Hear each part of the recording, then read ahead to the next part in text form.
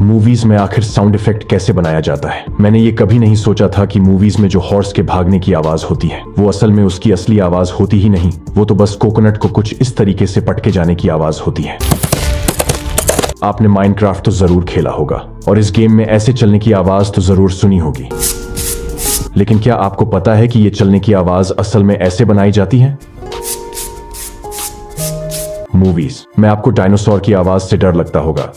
वो इसलिए क्योंकि sound artist monkey, Lions, leopard की आवाजों को मर्ज कर दिया जाता है और एडिटिंग के थ्रू उन्हें ज्यादा से ज्यादा डरावना बना दिया जाता है, तभी हमें यह साउंड इतनी डरावनी सुनाई देती है।